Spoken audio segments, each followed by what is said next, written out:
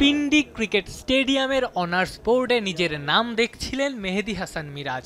লাহোরের গাদ্দাফি স্টেডিয়ামের অনার্স বোর্ডেও আছে মিরাজের নাম। পাকিস্তান সুপার লিগের প্লে অফটা সেই মাঠেই খেলবেন টাইগার অলরাউন্ডার, সেটাও লাহোর কালান্দার্সের হয়ে। 65% পর্যন্ত বিদ্যুৎ সাশ্রয়ী হাইসেন্স এসি। হাইসেন্স। লাহোরে আমি 100 রান করেছিলাম আফগানিস্তানের সাথে এশিয়া কাপে। সো এটা একটা আমার গুড মেমোরি এবং খুবই ভালো লাগার বিষয়, এবং যেহেতু লাহোরের টিমেই খেলছি এটা আরও বেশি ভালো লাগার বিষয়। বিদেশি ফ্র্যাঞ্চাইজি লিগে এটা মিরাজের দ্বিতীয় টুর্নামেন্ট। 2017 সালে সিপিএলে খেলার সুযোগ পেয়েছিলেন, যদিও জাতীয় দলের অস্ট্রেলিয়া সিরিজ থাকায় মাঝপথে দেশে ফেরেন মিরাজ। সেবার অবশ্য ত্রিনবাগো নাইট রাইডার্সের হয়ে একটা ম্যাচও মাঠে নামা হয়নি। হ্যাঁ, অবশ্যই ভালো লাগার বিষয়।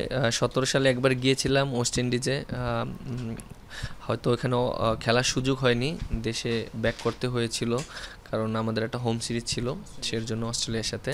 বাট তারপরে এরকম একটা অপরচুনিটি এসেছে, সো অবশ্যই এটা ভালো লাগার বিষয়।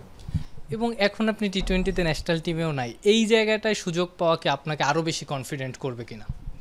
দেখেন, আমার কাছে মনে হয় প্রত্যেকটা ম্যাচই আমার জন্য অপরচুনিটি, সেটা আমি যেখানেই খেলি না কেন আমি ওইভাবেই নিজেকে মেন্টালিটি তৈরি করি। আর যেহেতু পিএসএল একটা বড় টুর্নামেন্ট এবং ওইখানে বিভিন্ন দেশের প্লেয়াররা খেলে, ওইখানে এক্সপিরিয়েন্সটা আমার কাজে লাগবে আমার ভবিষ্যতের জন্য। সাকিব আল হাসানও আছেন আপনার, যার সঙ্গে আপনার অনেক তুলনাও করা হয়। অবশ্যই সাকিব ভাই, আমরা সেম টিমে আছি আর একসাথে অনেক দিন পর দেখা হবে এবং একসাথে খেলবো, এটা অবশ্যই অনেক ভালো লাগার বিষয়। মূলত ন্যাশনাল ডিউটির কারণে সিকান্দার রাজা চলে যাওয়ায় মিরাজের সুযোগ এসেছে।